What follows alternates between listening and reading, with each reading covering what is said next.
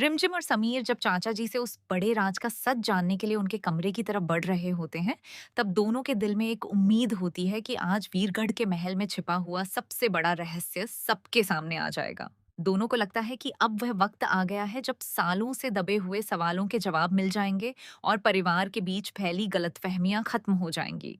लेकिन किस्मत को कुछ और ही मंजूर होता है। जैसे ही दोनों चाचा जी के कमरे के करीब पहुंचते हैं, अचानक पूरे राजमहल में एक ऐसी तेज आवाज गूंजती है जिसे सुनकर हर किसी के पैरों तले जमीन खिसक जाती है। वह आवाज किसी गोली चलने जैसी होती है। आवाज सुनते ही रिमझिम और समीर के चेहरे का रंग उड़ जाता है। दोनों बिना एक पल गंवाए कमरे की तरफ दौड़ पड़ते हैं। जैसे ही दरवाजा खुलता है, अंदर का नजारा देखकर दोनों के होश उड़ जाते हैं। चाचा जी जमीन पर गिरे हुए होते हैं और उनके शरीर पर गोली लगी होती है। कमरे में खून देखकर हर तरफ चीख पुकार मच जाती है। कुछ ही पलों में पूरे महल में डर और अफरा तफरी का माहौल बन जाता है। समीर की आंखों के सामने जैसे अंधेरा छा जाता है। वह तुरंत चाचा जी के पास जाता है और उन्हें अपनी गोद में उठा लेता है। उसकी आवाज कांपने लगती है। वह बार बार कहता है, बस चाचा जी आंखें खोलिए, आपको कुछ नहीं होगा, मैं आपको कुछ नहीं होने दूंगा। लेकिन चाचा जी की हालत देखकर समीर का डर और बढ़ जाता है। वहीं रिमझिम की आंखों से आंसू लगातार बहने लगते हैं। बस समझ नहीं पाती कि आखिर ये सब अचानक कैसे हो गया।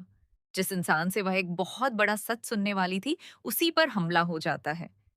रिमझिम मदद के लिए जोर जोर से आवाज लगाने लगती है। उसकी चीख सुनकर घर के बाकी लोग भी वहां पहुंचने लगते हैं। तभी मोहिनी भी कमरे में आती है। जैसे ही उसकी नजर चाचा जी की हालत पर पड़ती है, उसके चेहरे पर भी चिंता साफ दिखाई देती है। वह समीर कस से कहती है कि देर करने का वक्त नहीं है। उन्हें तुरंत अस्पताल ले जाना होगा, वरना उनकी जान खतरे में पड़ सकती है। समीर बिना कुछ सोचे तुरंत चाचा जी को लेकर अस्पताल के लिए निकल जाता है। लेकिन रिमझिम के मन में सिर्फ एक ही सवाल घूम रहा होता है कि आखिर चाचा जी को गोली किसने मारी। वह कौन सा ऐसा सच बताने वाले थे जिसे कोई हमेशा के लिए छिपाना चाहता है। आखिर किसे डर था कि अगर चाचा जी ने मुंह खोल दिया तो वीरगढ़ के महल की पूरी सच्चाई दुनिया के सामने आ जाएगी। वीरगढ़ के राजमहल में अब ऐसा तूफान आ चुका है जिसने हर रिश्ते की नींव हिला दी है। एक तरफ 2 साल तक कालकोठरी के अंधेरे में दर्द सहने के बाद वापस लौटे पृथ्वी चाचा साहब हैं, जिनके अंदर गुस्सा और बदले की आग भरी हुई है। दूसरी तरफ समीर और मोहिनी हैं, जिन पर बहुत बड़े आरोप लगाए जा रहे हैं। वहीं रिमझिम इस पूरे मामले के बीच फंस चुकी है, क्योंकि वह जानती है कि जो दिखाई दे रहा है जरूरी नहीं कि वही पूरी सच्चाई हो। पृथ्वी चाचा साहब की आंखों में 2 साल का दर्द साफ नजर आता है था। उनका गुस्सा इस बात को लेकर है कि उनके साथ बहुत बड़ा धोखा हुआ।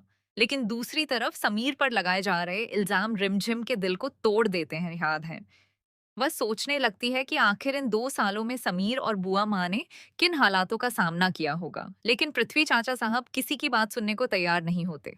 वह साफ साफ आरोप लगाते हैं कि समीर और मोहिनी बुआ माँ ने मिलकर उनके साथ गद्दारी की है। उनका कहना होता है कि उन्हें जानबूझकर गायब किया गया और उनकी जिंदगी बर्बाद कर दी गई। इसी बीच मोहिनी खुद को साबित करने के दर्द में इतना टूट जाती है कि वह अपने आप को नुकसान पहुंचाने की कोशिश करती है। ये देखकर रिमझिम घबरा जाती है और चीखकर कहती है, भाभी साहब हाथ हटाइए, खुद को दर्द देने से क्या मिलेगा। लेकिन मोहिनी जैसे अपनी सुध-बुध खो चुकी होती हैं। वह कहती हैं कि अब उन्हें दर्द सहने की आदत हो चुकी है। रिमझिम उन्हें समझाती है कि उन्हें किसी के सामने कुछ साबित करने की ज़रूरत नहीं है। वह कहती है कि आप वीरगढ़ के राजासा की माँ हैं और इस महल पर आपका भी उतना ही अधिकार है जितना पृथ्वी भूभासा का है। लेकिन तभी पृथ्वी चाचा साहब वहाँ आ जाते हैं और गुस्से में कहते हैं कि रिमझिम, तुम इस औरत की बातों में मत आना। ये वही औरत है जिसने मुझे 2 साल तक कालकोठरी में सड़ने के लिए छोड़ दिया था। इसके बाद वह समीर पर भी बरस पड़ते हैं और कहते हैं कि तुम दोनों दोषी हो, तुमने मेरे साथ धोखा किया है। जब रिमझिम समीर से पूछती है कि क्या सच में वह इन सब में शामिल है, तो समीर का दिल टूट जाता है। वह दर्द और गुस्से में कहता है कि हाँ, तुम भी हम पर शक कर लो, कह दो कि हम झूठे हैं, हम गुनहगार हैं। उसकी आंखों में आंसू और गुस्सा दोनों दिखाई देते हैं, क्योंकि उसकी ईमानदारी पर सवाल उठाया जा रहा होता है। तभी पृथ्वी चाचा साहब बीच में आकर समीर को रोकते हैं और कहते हैं कि अगर मेरी बेटी भोली है तो तुम उसे डरा नहीं सकते। उसका पिता हमेशा उसके साथ खड़ा रहेगा। वह सबको याद दिलाते हैं कि समीर और रिमझिम की शादी भी सिर्फ एक चाल थी। उनके मुताबिक समीर का मकसद सिर्फ राजगद्दी हासिल करना था। लेकिन रिमझिम अपने पति के साथ खड़ी रहती है।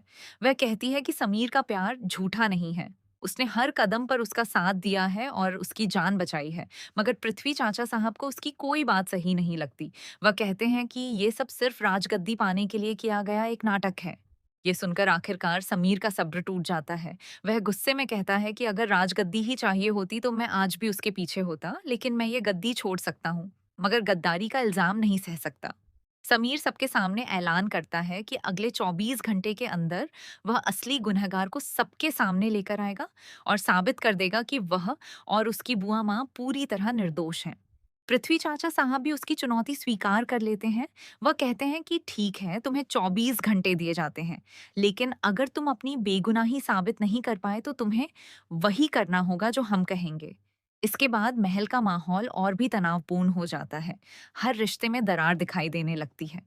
प्रेम भाई साहब भी तंज कसते हुए कहते हैं कि जो इंसान पहले डरकर पीछे हट जाता था, आज अचानक इतना बड़ा योद्धा कैसे बन गया।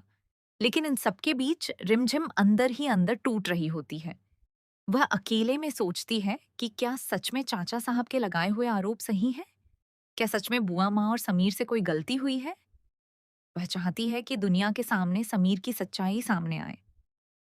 रिमझिम के लिए समीर पर कोई भी दाग बर्दाश्त करना मुश्किल है, चाहे वह उसके शरीर पर लगे या उसकी नीयत पर। अब उसकी सारी उम्मीद सिर्फ उन 24 घंटों पर टिकी है।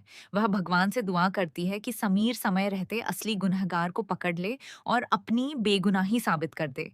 क्योंकि अगर ऐसा नहीं हुआ तो वीरगढ़ के इस महल में ऐसा तूफान आएगा जो सिर्फ रिश्तों को नहीं बल्कि पूरे परिवार को हमेशा के लिए बदल कर रख देगा।